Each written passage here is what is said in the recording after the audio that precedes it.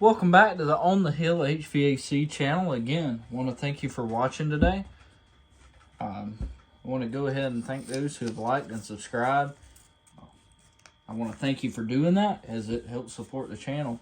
I apologize for the timing of this video. I know I was supposed to do it, I think, Friday, but just ran into some busy times and we're just now getting started on it. But this is the new series on how to troubleshoot an HVAC system. And today, this particular section is going to be on transformers. I was able to rob this transformer off of a unit that we changed out the other day. This is, of course, off a gas furnace. And if you're experienced at all, you can tell why, and you can tell how it's off of a gas furnace. So, I'm looking here. I've got 120V there. That's 120 volts.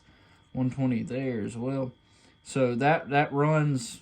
That's what a gas furnace runs off of, is 120 volts. So,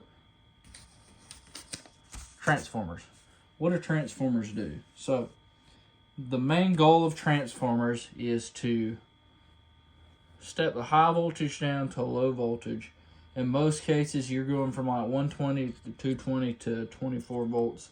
Now, there are different voltages that can be, stepped down by a transformer. It doesn't always have to be 120 or 220 down to 24, especially on like commercial equipment, but we're just going to stick with a 120 down to 24 today because this is the type of transformer that we have today. So this one's off a gas furnace. If you're going to go for like a heat pump or something like that, you're going to see 220, 240. So why do we need to step down the voltage? Well, one of the main reasons is because 24 volts is what powers all your controls, especially in a residential system. It's going to power your thermostat. So that's how your thermostat gets power. All of your coils or your components like your contact are going to be powered by 24 volts as well. So again, those transformers, they step down from higher voltage to low voltage. And like I said, they're also going to be your control circuit voltage.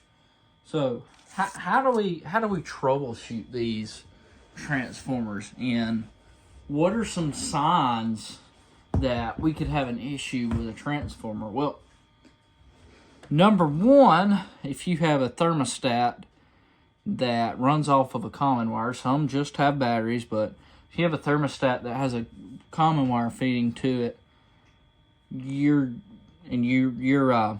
display, if you have a digital thermostat, if your display goes down, you're going to start looking on the 24 volt side of things. Now, most of the time, systems will have a fuse in it, so you're going to want to look at the fuse first. If it doesn't have a fuse in it, you're going to want to start looking at that transformer, because it is very likely that that transformer has failed. So, how do we check a transformer? First of all, you're going to be looking for voltage. So you're going to set your meter to volts. So you're going to take one lead and put it here, and one lead and put it here. This is going to be your primary side. This is going to be your secondary side. Your secondary side is going to be the voltage that is coming out of the transformer. So, like I said, in this case, you're going to have a common and you're going to have a 120. In 220, 240, you're going to have 110, 120, and also 110 and 120 on both. But for these purposes, it's going to be a 120 and a common. So, say we suspect we have a bad transformer. We're going to put our meter leads here after we set it on volts AC. Well, looks like we have 120 volts here. So, we're going to go down to our 24 volt side. We're going to put a meter lead on each little connection here. Ooh. Looks like we don't have 24 volts coming out. Well, that's a sign of a blown transformer. Now, if you don't have power coming in here, that's a bigger issue. That's probably not going to be your transformer there. But the way to troubleshoot that is to see if it's producing voltage, if it has voltage coming out of the other side, if it has power coming out of the other side.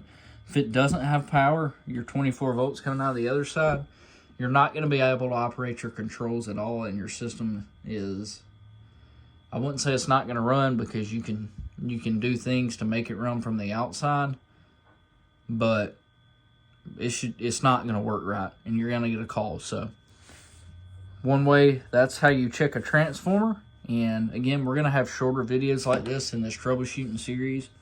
We're going to do like switches, we're going to do contactors, we're going to do compressors. We're really just going to go through all of the components and teach you what voltage to expect and some things to look for when we have failures in these different components. But again, I want to thank you for watching the On the Hill HVAC channel. Make sure to like and subscribe, and if you want to, hit that notification bell so you can be notified when new content comes out. Again, thank y'all for supporting the channel, and have a great day.